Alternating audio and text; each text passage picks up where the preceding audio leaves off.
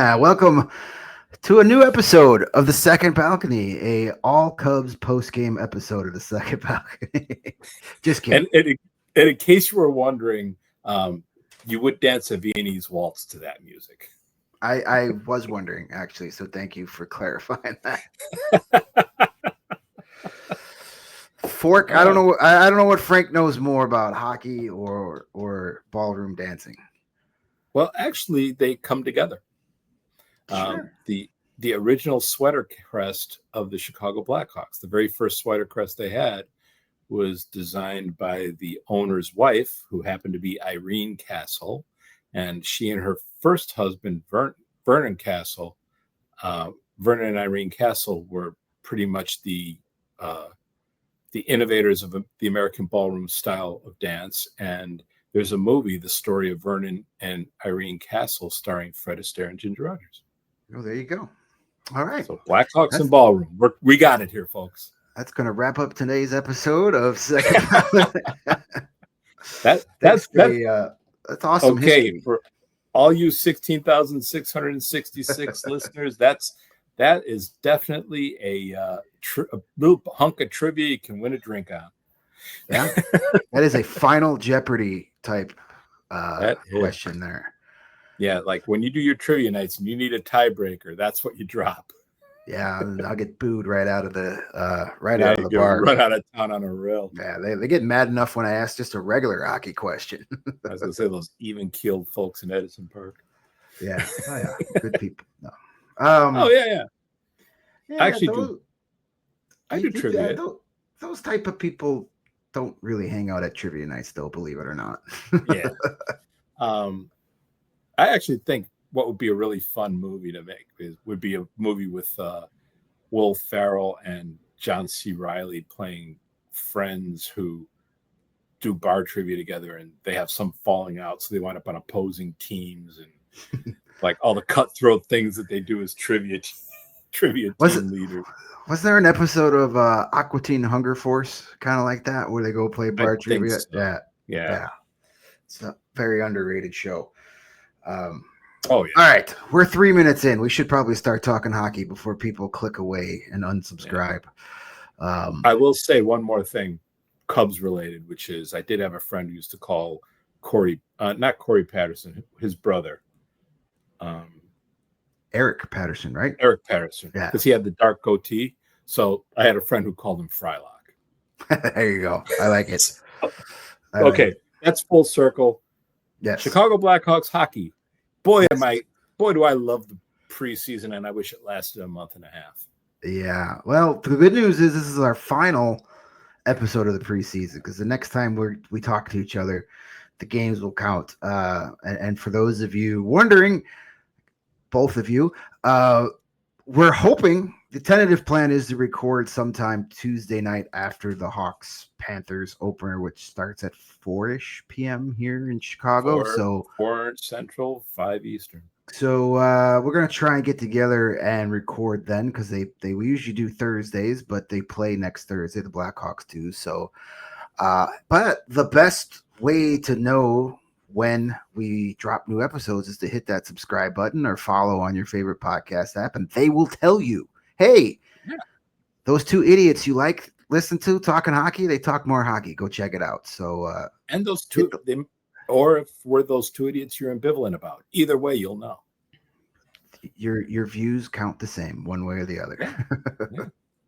I'm sorry, we're holding ourselves out here, people. Right. All right, so we've got 2 more preseason games left. We're recording this on Thursday night, so Friday tomorrow against Minnesota, yes, and then Saturday against St. Louis. Tomorrow night will be pretty much the opening night lineup, or at least what they have it tabbed at right now. And then Saturday, there's probably going to be a few guys getting recalled from Rockford to come play that game. I don't know if you saw the Ice Hogs played a preseason game, where they tried to play a preseason game this morning, a game day game. They had the BMO full of school kids, and they lost power after the first period and had to cancel the rest of the game. I missed that completely. Yeah, so only one period of preseason hockey today for the Ice Hogs, a scoreless tie with the rival Chicago Wolves. But, the training camp, the last two games we've seen, and we'll likely see them again tomorrow night, the pretty much locked in, set in concrete top six. And they've looked pretty darn good the first couple of games. Of course, the top line, Bedard with Donato and Burakovsky, and then that Nazar, Bertuzzi, Teravainen line that worked real well at the end of last season. It's carried over this year. They've had two solid games. You're seeing some good chemistry build there. I mean, the Nazar line, they've already got previous chemistry, and Donato and Bedard played together a bit last year. Burakovsky's just really smooth through the neutral zone, which is going to help that line a lot. You don't have to rely on Bedard bringing up the puck every single time. And, just a couple of observations. Bedard is a little feistier, it looks like. He was taking the body the other night. Yeah, he finished a check on the first shift, and then later in the game, one of the 13 hyphenated players that the Red Wings have these days gave him a little shot after the whistle, and he just jumped right at him and got back in his face. So, nice to see from him. Make a habit of that. No, but it's good to see him stand up for himself, and he can't be as bad a fighter as Jonathan Toews. No, probably not. Well, but Jonathan Toews just kept trying to get fights with the wrong guy. Hey, Joe Thornton, let's take a fight. That's not the guy you want to start a fight with. I used to say Toews' hockey gloves should have had mitten clips on them, so he couldn't get them off. But one other thing that I've noticed in practice and in the games is Bedard is teeing up that one-timer a little bit more. Oh, yeah. He scored the power play goal in the preseason opener in the Alex Ovechkin, Alex DeBrincat spot on the ice in the left circle, but he's quick to pull that one-timer, and he didn't do that enough his first two seasons, so I like seeing him, and when you got a guy like Burakovsky on the line as well as Donato, he's going to get more chances to set up for those and drive some of those home. And plus, both Burakovsky and Donato understand the assignment. They're there to get the puck to Bedard, not the other way around. Yeah. So, Bedard will pass when he doesn't have the shot, but the whole point of being out on the ice with Connor Bedard is to get him the puck in a shooting area. And they're doing that. He had, 10 shots the other night? Yeah, 10 shot attempts, yeah. Jeff Blashill said that from day one. He wants this to be this team to have a shoot-first mentality, especially guys like Connor Bedard, who, deferred a lot, especially his rookie season. But that a little understandable. Young kid playing with veterans, they tend to shy away from shots. But he was definitely want that. He was out there with Taylor Hall. Yeah, which was great. But still, you're out there with a guy who's got a Hart Trophy on his shelf. You got to defer to. But it's good to see those top six look like real NHL top six, not elite top six, but just, real NHL top six. And the second line, Frank Nazar, had the hat trick. He's going to have a breakout year. He's going to be a problem for other teams this year. And I like what I've seen so far out of Tyler Bertuzzi. I'm not the biggest Tyler Bertuzzi fan. I didn't like it when the rumors were going around last year that they were going to sign him. I didn't like it when they signed him. I didn't like how many years they gave him. Last year was, hey, about a quarter of the season, you were like, hey, this guy's pretty good. Stand at the side of the net, tip the puck in. And then 3/4 of the season, you were like, oh, was he in the lineup tonight? I had no idea. But a good start for him. Like a big mattress. He's engaged. He's been engaged these first couple of games. Again, preseason doesn't mean anything, but that's an encouraging sign. I don't know. Maybe it's the Jeff Blashill effect. Bertuzzi had a 30-goal season playing for Blashill, playing with a young, speedy center like Dylan Larkin that season. So he's got experience with that type of line. So I'm not greedy. I'm not hoping, expecting Bertuzzi to get another 30-goal season. I just want that kind of engagement 82 games a year. Well, and the other thing Bertuzzi knows is he's playing in camp while you're watching camp, and he sees what Colton Dock is doing. So if he takes his foot off the gas, he's losing his spot to Colton Dock. Yeah, and Colton Dock has been really good this training camp too. Maybe the best player on the ice outside of Frank Nazar. And I think that's one of the things that we learned pretty quickly last season, that Tyler Bertuzzi isn't that,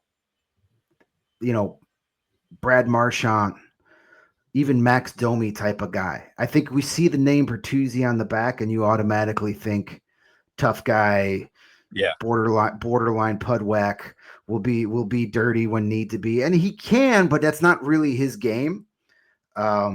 So yeah, I mean, if Colton Dock is just going to be a beast of a power forward this year, I think it's only a matter of time before they find a way to get him up on one of those two lines.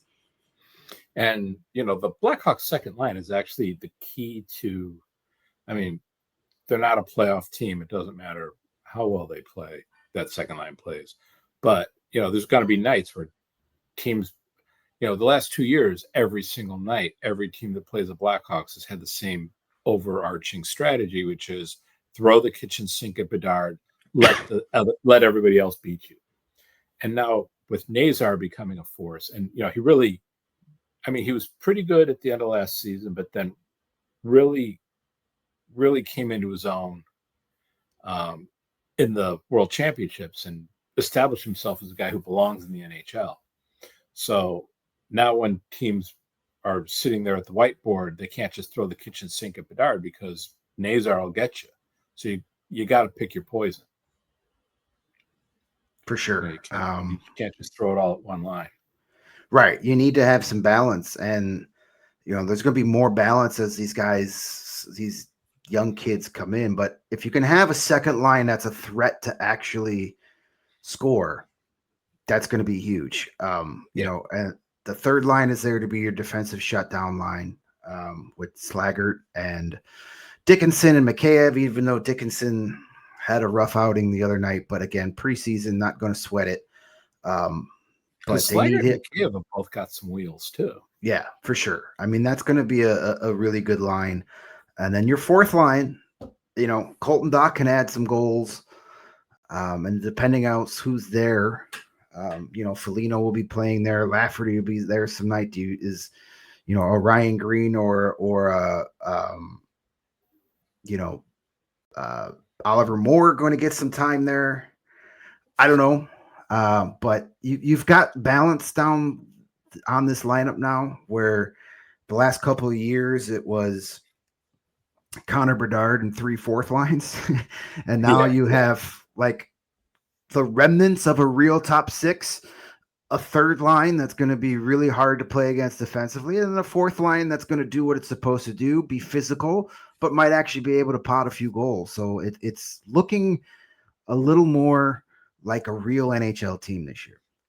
Yeah, I want to see how long it takes for the Blackhawks to put Lafferty on the trade block and just give that spot to Ryan Green. Because Ryan Green, to me, seems like the guy you want to have there. He's a better skater than Lafferty at this point in Lafferty's career. And he looked really dependable on faceoffs.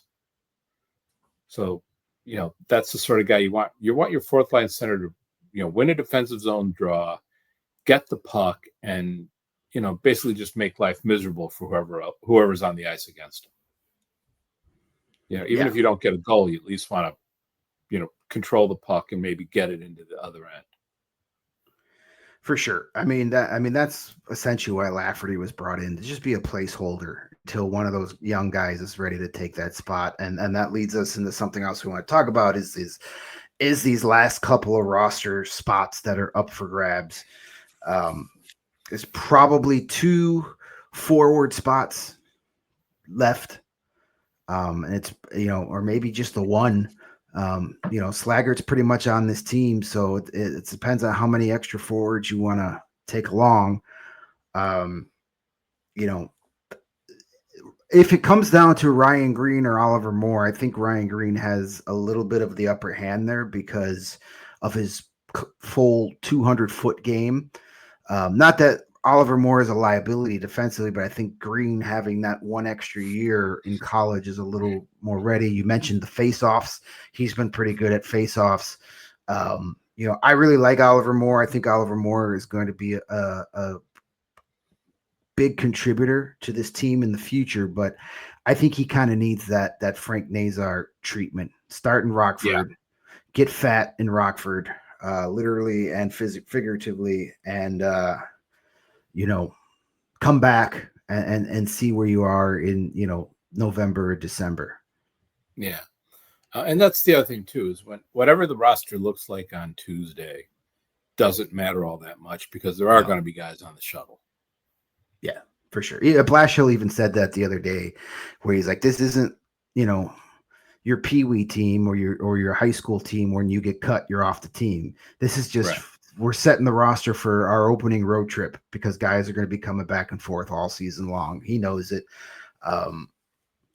So I mean, up front they're kind of set. Defensively, before we do get defensively, we should talk about Lukas Reichel, who has all but played his final game for the Blackhawks. This then now starts a debate online. He never got his fair shake, never got a great opportunity. No, he got plenty of opportunities. He got plenty of opportunities and plenty of breaks. Yeah. I mean, look, he skated with Bedard. What more do you want to give the guy? Yeah. He skated with Bedard and Doc in that first preseason game and had one shot attempt. Yeah. That's not a great impression. I personally see him going either Vancouver or San Jose. They both need some wingers, and in either case, you're going to get like a third or fourth round pick back. Yeah. You're not going to get a body back, and I don't think the Hawks want one. No, I mean the reason you're getting rid of him is because you don't have a spot for him. You want to open up a spot for one of these young kids, because you also got to remember you're going to need more spots later in the year when Frondell and Kantserov and Boisvert and maybe Vanacker. Some of these guys are all going to be looking to play in late March or April. So plenty, I like Lukas Reichel. He's a good kid. I got to know him covering his rookie season in Rockford. He's easy to cheer for. It's just not going to work here. No. For whatever reason. Maybe work in Vancouver or San Jose. Sure. Or I know people love saying Edmonton because Stan Bowman drafted him and there's the connection there, but they're trying to win a Stanley Cup. You don't win a Stanley Cup with Lukas Reichel. No. I like, I'm sure he's a great kid, but you don't dress him when you're trying to win a Stanley Cup. And especially because right now, what happened with Alexander Barkov just changed the entire complexion of the season, where now every team smells blood in the water. Absolutely. I'm pretty sure by the time we get back together, hopefully on Tuesday night, he'll be on a different team. He's got Columbus Blue Jacket written all over him, though. Isn't Lukas Reichel like your just traditional Columbus Blue Jacket? They've got enough disgruntled young forwards there. Yeah, and I could just see, or either the Carolina Hurricanes grab him and turn him into a 30-goal scorer. Yeah, we joked about that when Barkov went down. They'll trade him. The Panthers will give the Blackhawks a 5th round pick, and he'll score 40 goals for the Panthers this year. But yeah, I think people were thinking, oh, why can't the Blackhawks get a Chinakhov from the Blue Jackets who wants out, or Nick Robertson from Toronto who wants out? That's not happening. I mean, Lukas Reichel has been on the trade block for a year. He's been on the trade block all summer, and nobody's biting. You're not going to get one of those guys for Lukas Reichel. It just shows you where the rest of the league thinks about him. And a lot of people love to say, well, what was he supposed to do on that fourth line last year? Well, he didn't give him any reason to move him up.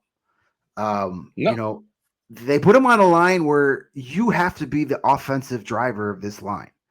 That was the purpose of that. Go out there with Craig Smith and Pat Maroon. If anybody's going to create offense on here, it's going to be you. And, you know, once every 14 games, it looked good. And then when he did get a chance to go up in the top 6, it just was never there. Yeah. And I knew he was done here when they made the coaching change and they brought in Anders Sorensen, who had Lukas Reichel for 2 seasons in the AHL, and he was a point per game player for Anders Sorensen, and Anders Sorensen never took him off that fourth line. That's when I knew he was done. Yep. All right, well, that's up front. The back end is a little more open. I think the top, it's still got to figure out who's the last 3 guys are. 2 guys probably. You're 2 guys for sure. Del Mastro's played himself into the beefaroo. Yeah, he struggled. Your top 4 are set. Your top 2 pairs will be Vlasic and Rinzel. Vlasic should be ready to go for opening night. Yeah. And then Kaiser and Levshunov have been a pair throughout the preseason. Levshunov needs to stop thinking. He needs to be more instinctual. Right. He'll be fine. I'm not concerned. He's going to make mistakes, but this is the season to get all that out of your system. Mm-hmm. Connor Murphy's made the team, so you know that's 5. So you got a 6 and a 7 spot. As you mentioned, Del Mastro is likely going to Rockford, especially if Nolan Allen comes out tomorrow night and has another impactful game. He looked really good in that Minnesota game. Yeah. You know, impact has been a buzzword for Jeff Blashill all training camp, and the game and Nolan Allen had, he made an impact. Ethan Del Mastro, as much as I like him, and I still think he's going to be a good NHL defenseman, has not impacted many games in a positive way. The other night against Detroit, he was serving up pizzas in the middle of the ice all night long. Had trouble staying on his feet at times. It was ugly. Looks like a kid that knows his NHL spot is on the line and was just trying too hard. Yeah. And it bit him. It reminded me a little bit of Frank Nazar last year. He really struggled in the preseason, and that's what got him sent to the AHL. So I think the biggest question is going to be the 7th defenseman. Do you give Matt Grzelcyk a contract, or do you just keep Louis Crevier up here? I honestly think Grzelcyk gets the 6 and Crevier gets the 7. Okay. So both Allen and Del Mastro go to Rockford.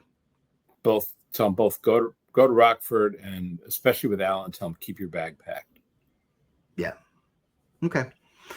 I don't know. There's got to be injuries. There's got to be trades. There's got to be opportunities. You know, when they need a stay-at-home guy. You know, if Murphy gets hurt, and he will, you know, Allen will be, because Allen can play either side. So he's a guy who can come in and he could. You know, if Murphy goes down, he can come in and cover for Murphy. If Grzelcyk needs a couple nights, then he can come in and do that. And Crevier, you know, he's got the 2-year deal, but he's not waiver exempt. I don't think anybody is going to claim him if the Hawks wanted to send him down. But still, you don't pay a guy that much money to go to Rockford, you know, not on purpose. You know, if you've got a guy like, you know, Anthonicia where you got nowhere else to put him, you do that. Right.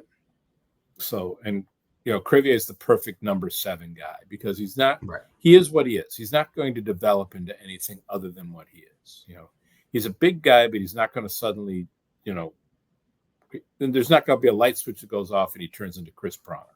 It's just not going, that's not his game. Right. Him sitting for 3 or 4 games in a row instead of playing in Rockford is not going to hinder him as much as if you were doing that with a Del Mastro or Korchinski. Those guys need to go to Rockford and play big minutes.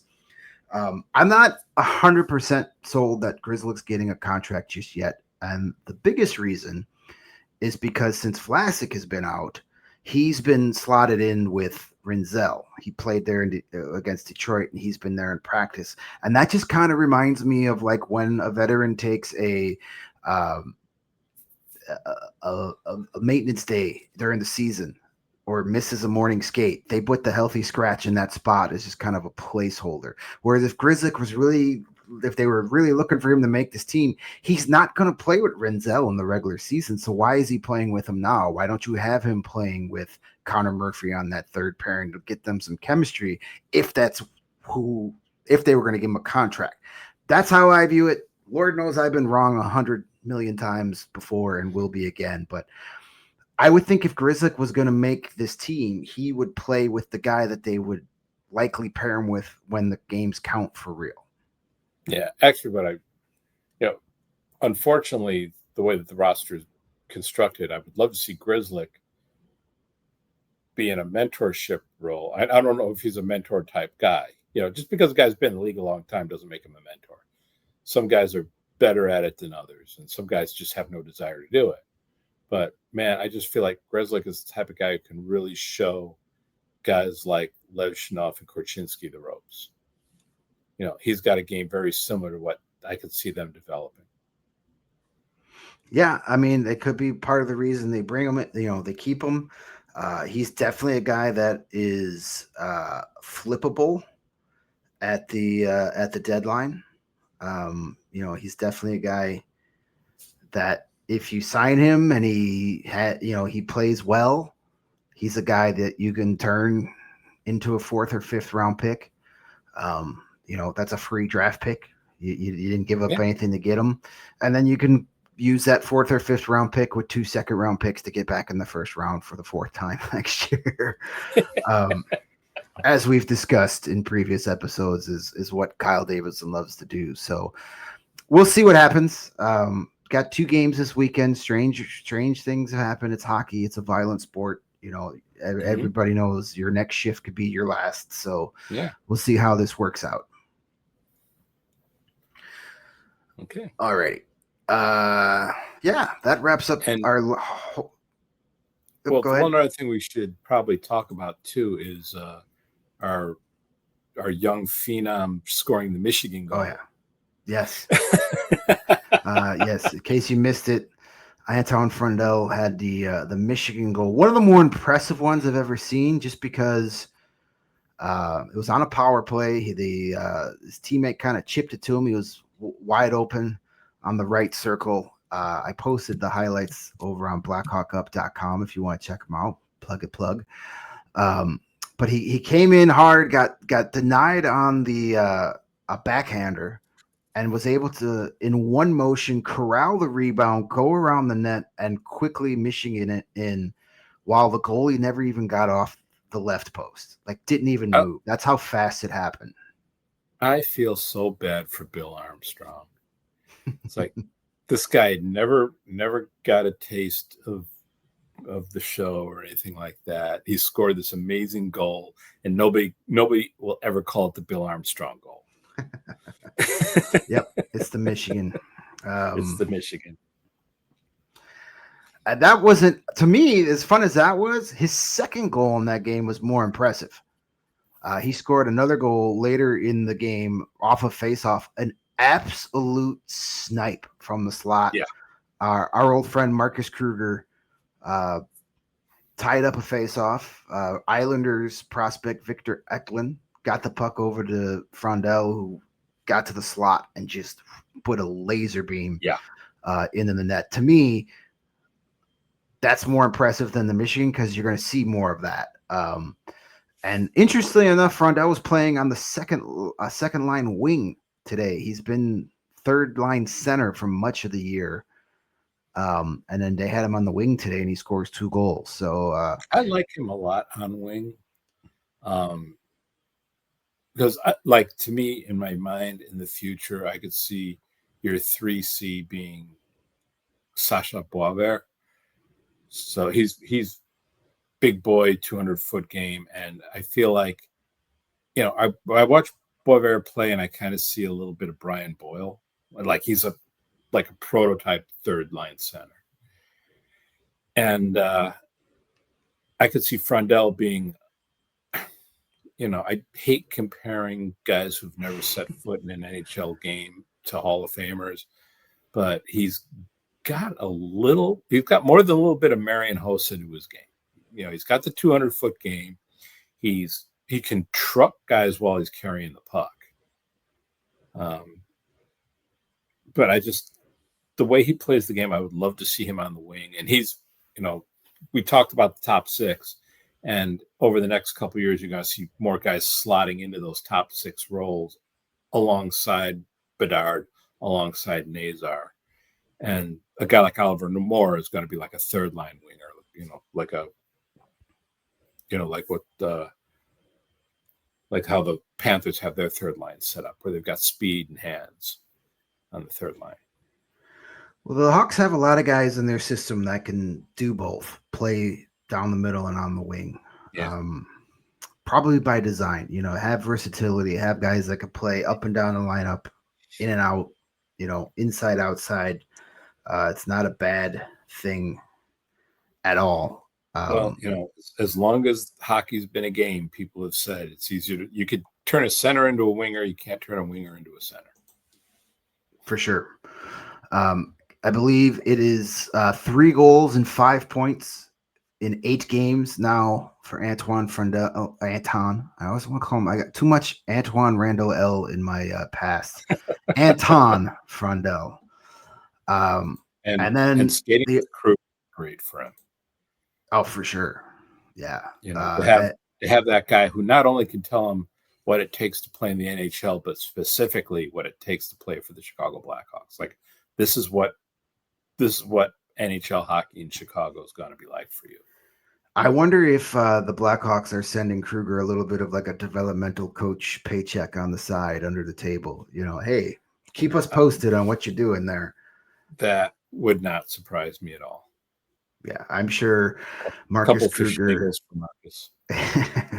I'm sure Marcus Kruger has a long, lengthy text message with Kyle Davidson and Mark Eaton and that whole gang. Yeah.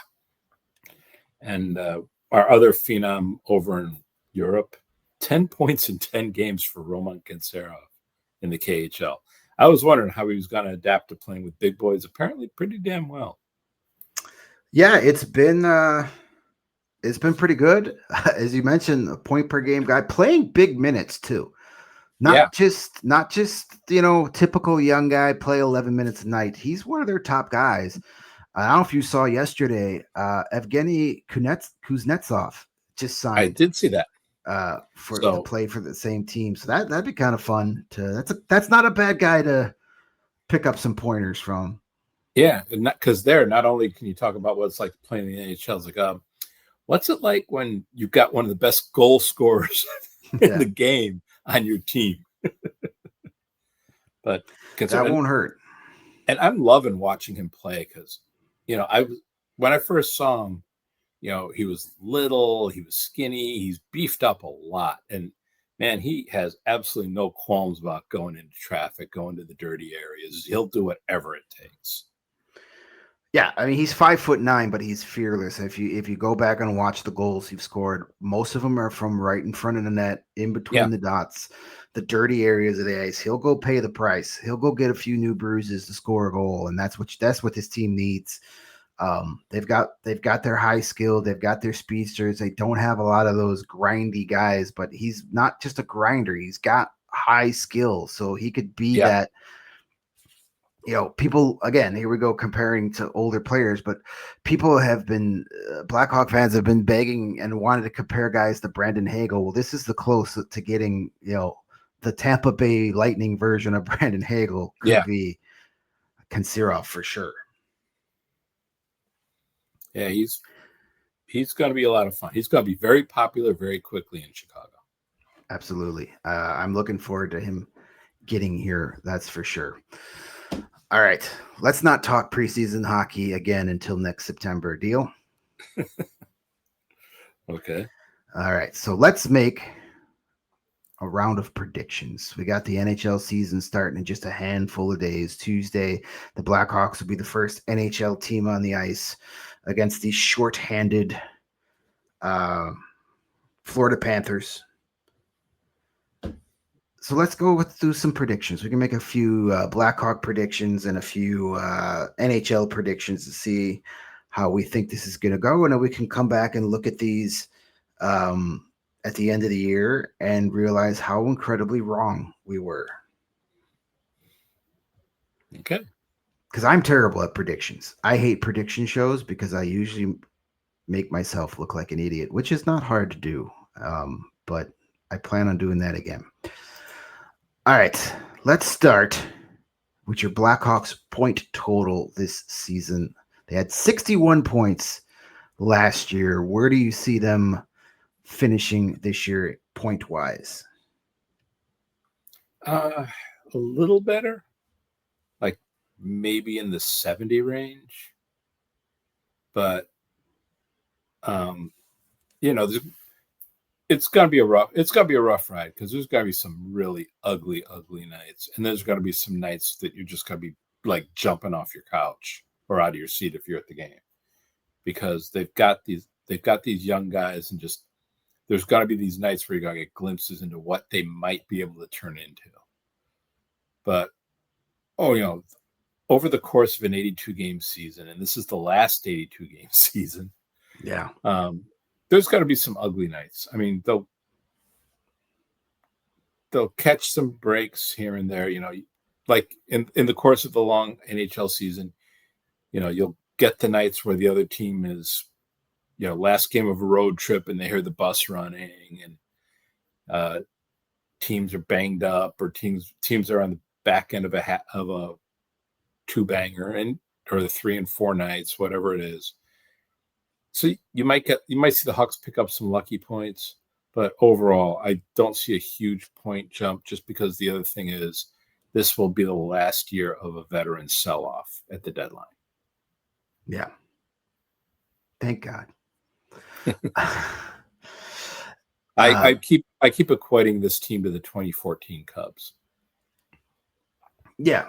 You get a sniff, you get the excitement, but you also have the growing pains and God, that's ugly. But I'd rather much have them be ugly with guys who are going to be here when they're good again than be ugly with a bunch of guys that are playing for different teams next year, as we've seen the last couple of years. So I'm going to go with 73 points. So a 12-point improvement. I think having Spencer Knight here all season is worth 2 to 3 extra wins. I think he'll steal a couple games. He's going to be under fire. He's going to be busy, especially early as that young defense tries to get their footing and figure things out.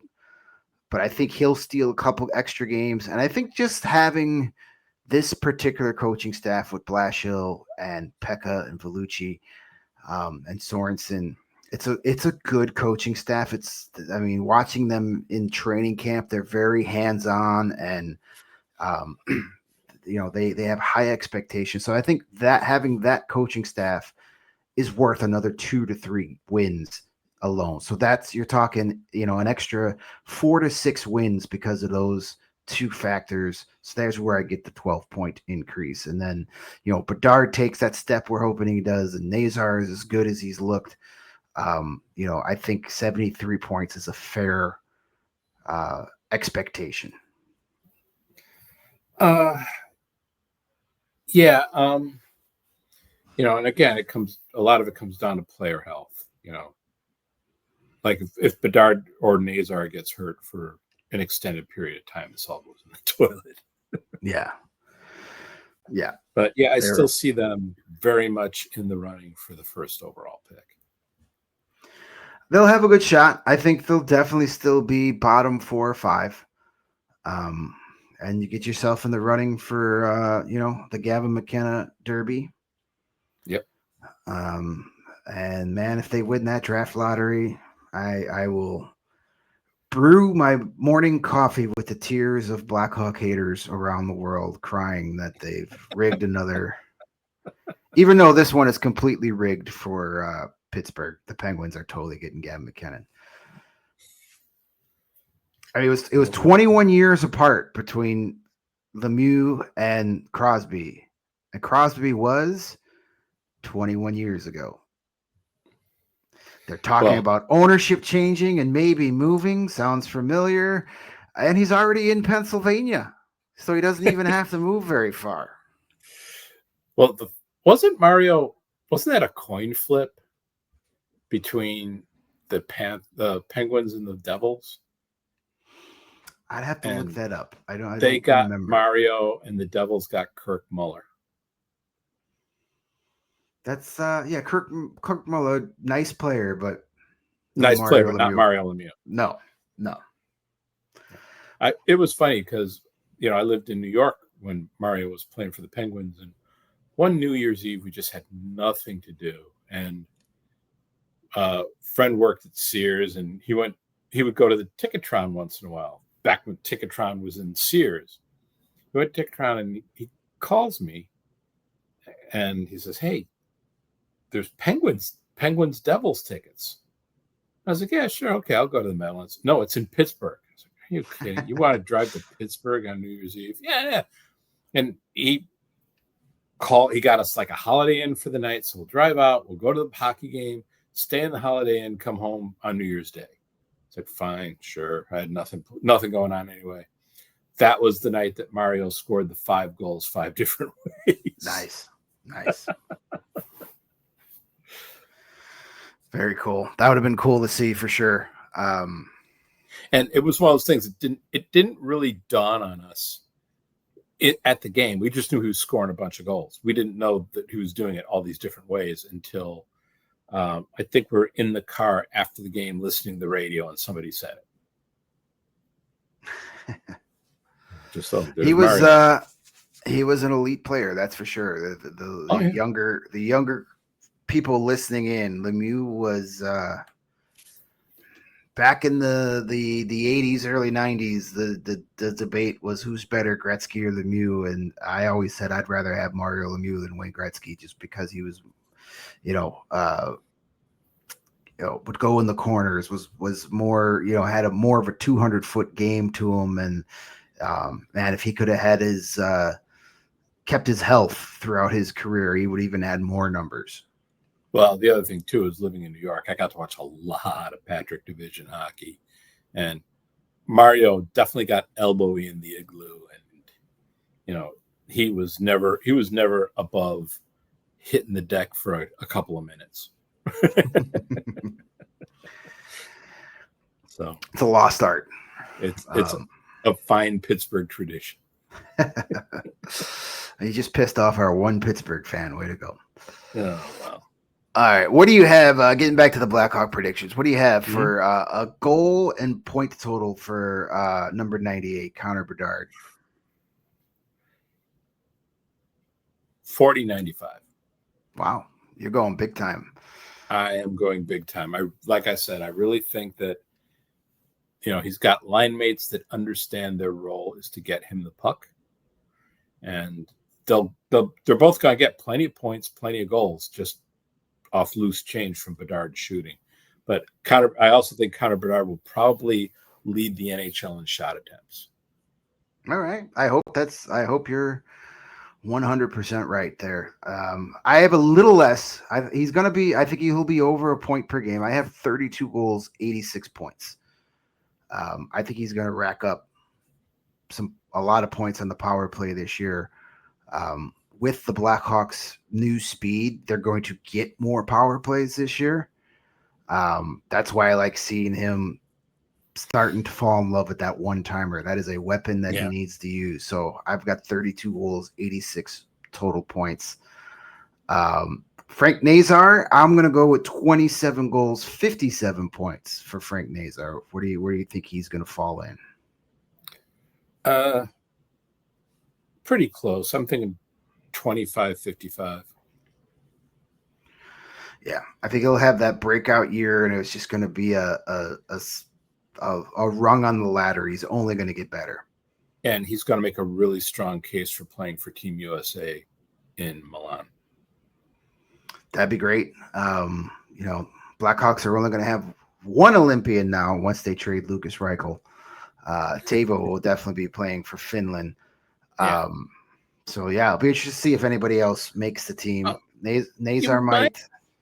Nazar might, and Vlasic.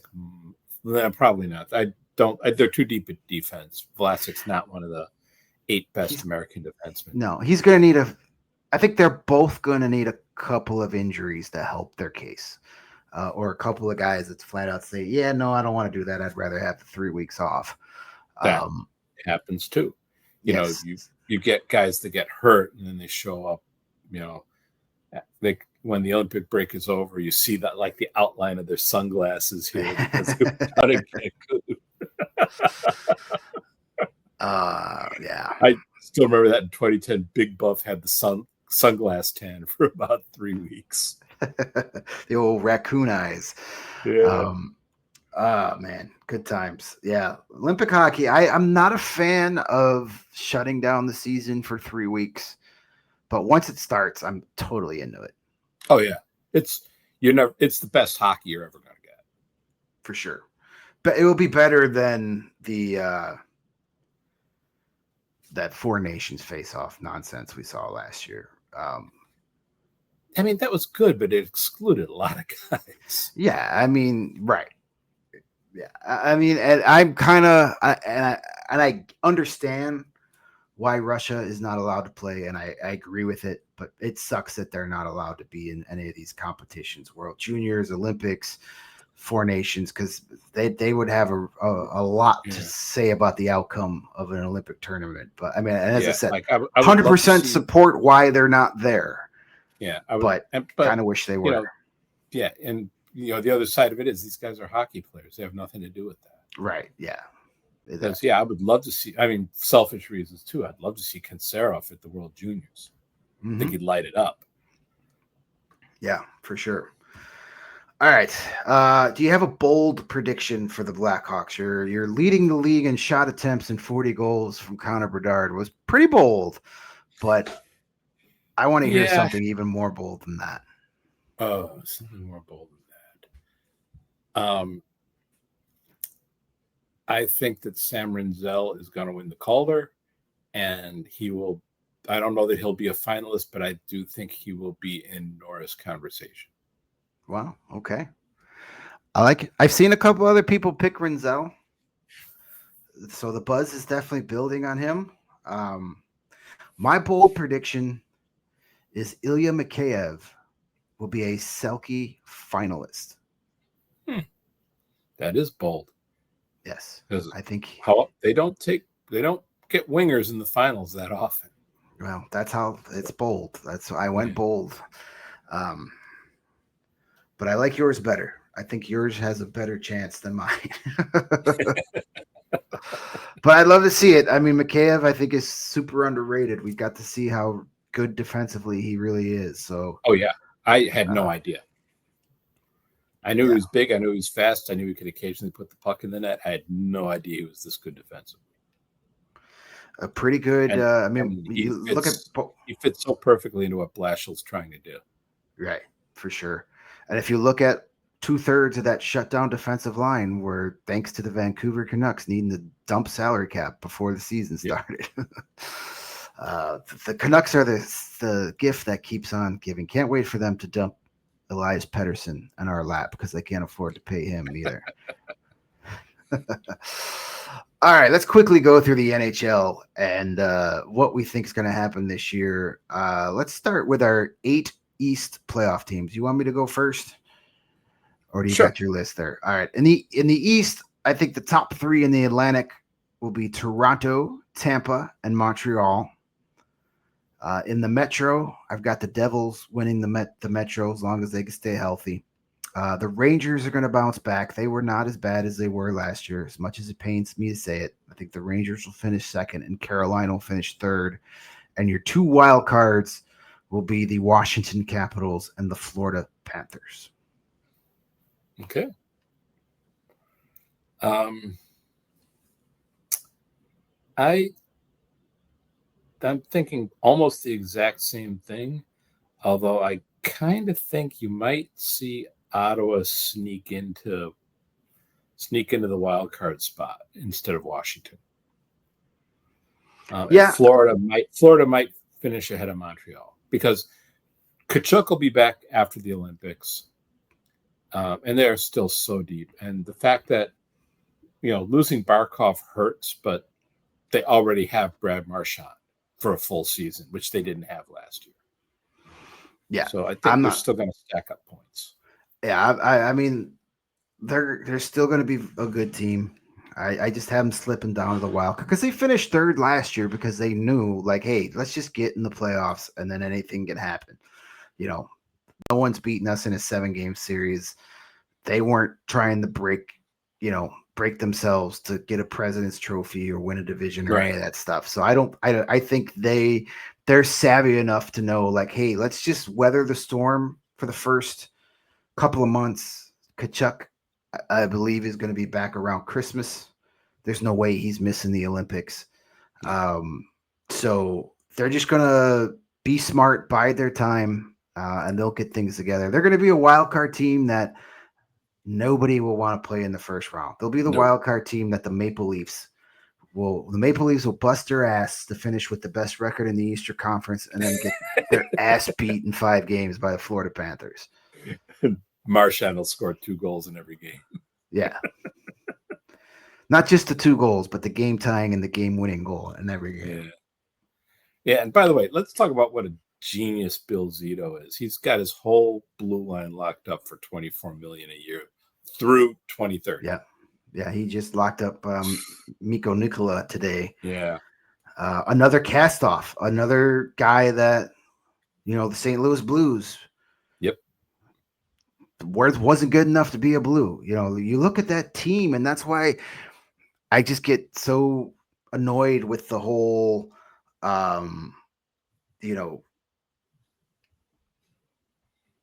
no state income tax thing. Like, sure, it could be used to your advantage, but you still have to sign really good players. And you look at all the guys that were cast offs from other teams, your Sam Bennett's, your Sam Reinhardt's, Gustav Forsling, Nicola, all these guys that, Evan Rodriguez weren't good enough to be on other teams, but you bring them into your team and they're stars because they fit what you're trying to do perfectly. Yeah, and that's the thing. It's not that Zito goes out and gets players. He goes out and builds a team. And there is a difference. Oh, yes. There's 100% a difference. As long as I've followed hockey, going back to the late 60s, the Rangers get players. They fill out a roster. Yeah, and with the biggest names they can possibly get. Mm-hmm. And the only time it ever worked was in 1994 because their team they had Steve Larmer.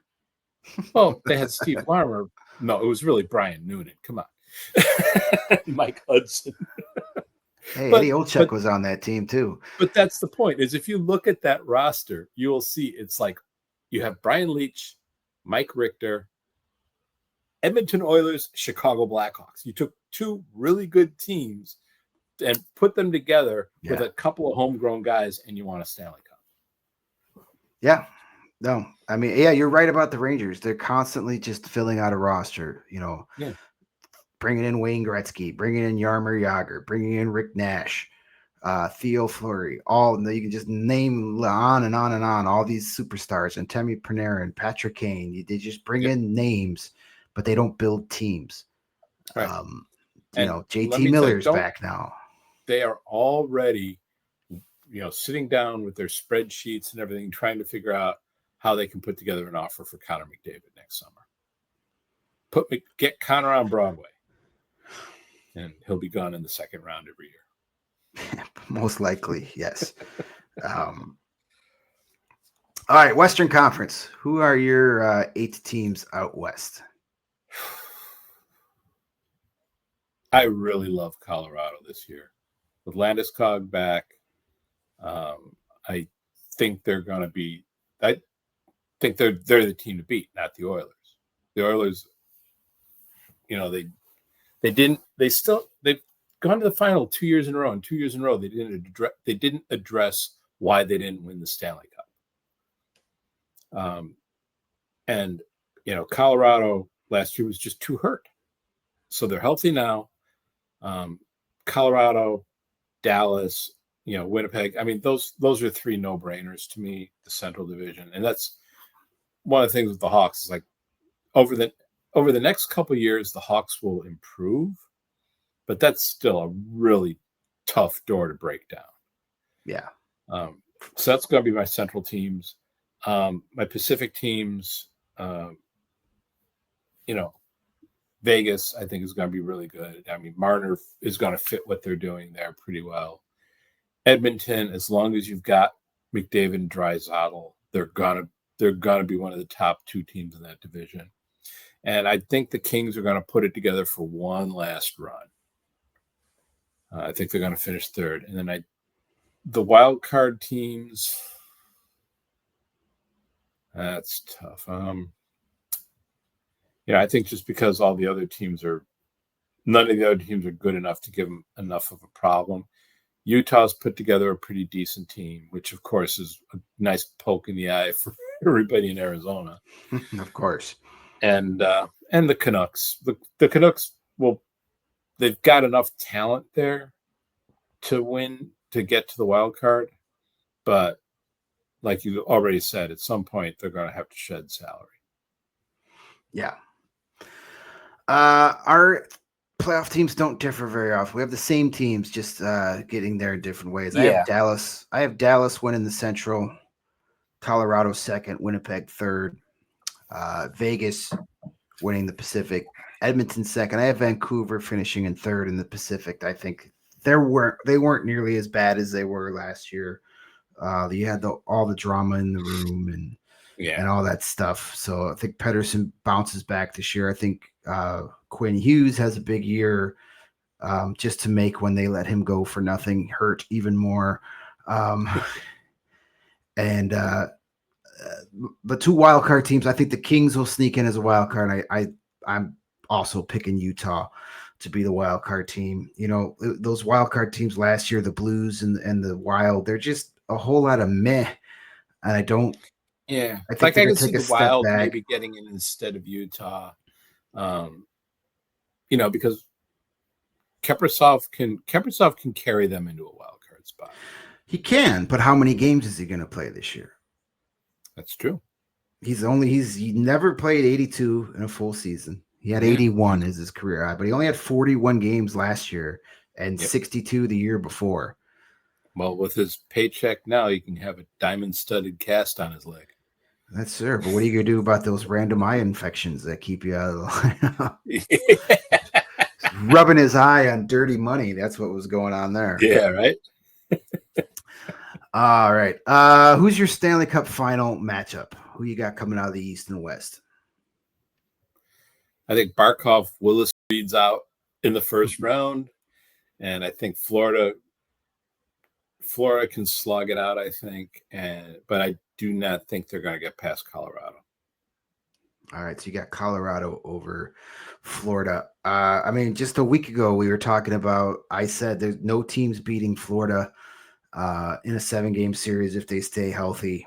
Yeah, I think the if came in.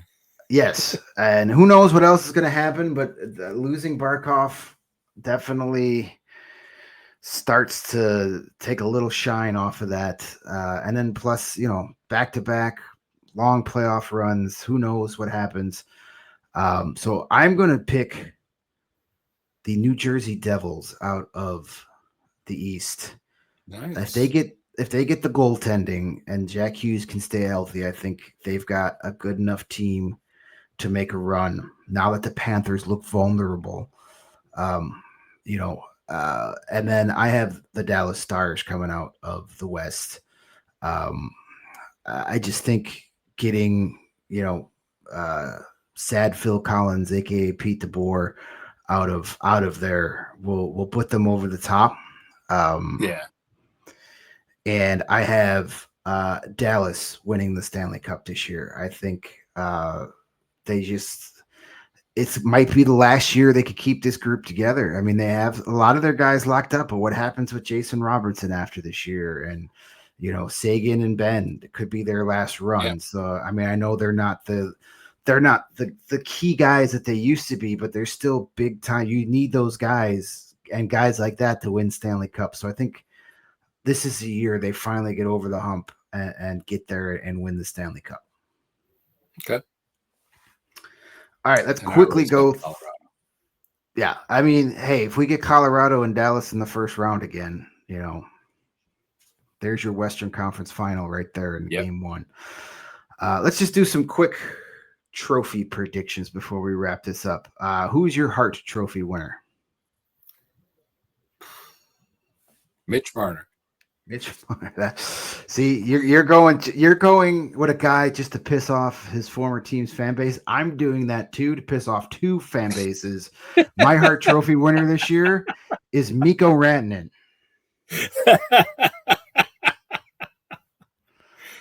Yeah, there's going to be a bunch of guys out there on fuck you tours. Yep. I think Mikko Rantanen is going to really make the Colorado Avalanche regret not just giving him the 12.5. Yep. All right. Who's your Vezina for best goalie? I do like Colorado a lot, but I think Dallas, one of the reasons that they're going to be successful is Ottinger. I'm going to go with Ottinger. All right, I'm going to go with Igor Shesterkin of the Rangers. He was a big reason why they won the President's Trophy 2 years ago. I predicting them to rebound and get back to the playoffs, and he's going to be a big part of that. And playing in New York never hurts you when it comes to postseason award voting. Yeah. All right, who you got for Norris? Best defenseman? Cole McCarr. That was my first. He's got choice. 20 more points than any other defenseman in the league. Yeah, I mean, he might score. He's gonna flirt with 100 points this year. He had 92 last year. I'm gonna go Quinn Hughes just to just put even more pressure on Vancouver and then watch Vancouver screw that up. So it's more selfish reasons for me. Yeah, because I know they're going to be sitting there in the clubhouse saying, "Oh man, those two guys on that podcast picked Quinn for the Norris." Yep, gotta sign him now. Quinn Hughes, if you're listening, hit the subscribe button. Yeah, I got a realtor friend. Come to Chicago. We'll make some space for you. We'll get you one of those really cool strength T-shirts. Yeah, we'll get you. I always wish the Hawks had sold those. Right, those are cool. Yeah. Calder, Rookie of the Year, talented rookie crop this year for sure. I already said Sam Renzel. There you go. Sticking to your guns. I'm going to take Ryan Leonard of the Washington Capitals. I think he's going to fit in well there. And, Washington's not winning the President's Trophy this year, but they're still going to be a playoff team, and he's going to help in that department a lot. Yeah, and especially because I've got a feeling this might be Ovechkin's last hurrah. It's certainly feeling like it. Yeah. He definitely feels like a guy that's going to go home and play for Putin for 5 or 6 years. Yeah. And, they win. He's got the record. He'll play. He's got this one last year on his deal, and then he's going to go home and play. He'll go home and he'll be Yager. He'll just go and play and not, he'll go play for fun, and basically he's playing for beer money. Right. Yeah. I mean, it sounds like the logical guess for him. So from logical to illogical, do you have a NHL bold prediction? Let's get crazy. Let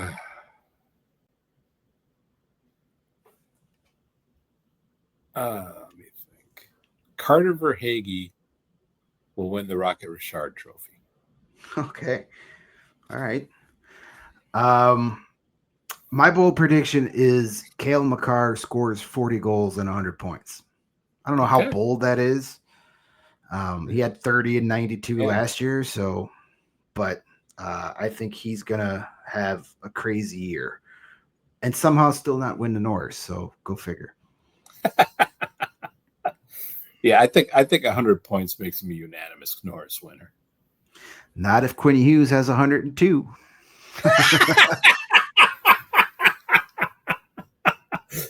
All right, Quinn. There you go. No pressure, buddy. So we're going to try this again on Tuesday following the the banner raising in Florida and the Blackhawks taking on the Panthers, or what's left of the Panthers. And it's got to be a fun season. Don't have expectations of the playoffs. They're not making the playoffs, but it's going to be a fun season to watch. It's going to be fun to watch a lot of these young guys establish themselves. And yeah, I spoke about this a couple of weeks ago, that the entire Blackhawks leadership group, the captain and the alternates, they're all in the last years of their deal, probably their last year as Chicago Blackhawks. So they're going to be looking to see, all these guys are going to be looking to establish themselves as leaders. And, the coaches and Kyle Davidson are going to be looking to see which of these guys will be the next leaders of the team. Yeah, it's going to be fun. I mean, it's going to be a season full of guys who matter. We haven't had that in a while. So like, this is really the first season we're going to start seeing the rebuild come to fruition. Yes. And it's just scratching the surface. There's so many more guys who are on their way. It's going to be exciting to watch all the prospects too, whether they're in Rockford or Sweden or Russia or college or the OHL. It's going to be fun to keep tabs on all those guys too. So maybe we can get a couple of those guys on. Those guys are easy to grab. Okay. OHL players, OHL teams will let their guys talk to anybody. So we're in. All right. That's going to wrap up this week. Thanks again, Frank, for spending an hour of your time with us. Maybe we'll have some more Cubs games to talk about too next. And I would like to thank everybody for listening in, because you could just as easily be putting on Spotify and listening to some cool albums or something. Or some AI generated ones too. Yeah, that's true. All right. Well, if you're on Spotify, was ahead of their time. Yeah. If you're on Spotify, make sure you followed us and given us a 5-star review over there. If you're on YouTube, hit like, subscribe, all that stuff. Tell your friends. We didn't buy a feed when we started. We didn't walk into this with 10,000 subscribers. So we're doing this from scratch. So tell a friend, get the burner accounts going. Subscribe from them all. We appreciate it. And we'll hopefully be back with you some point after that opening night game on Tuesday. So until then, keep hanging out in the balcony.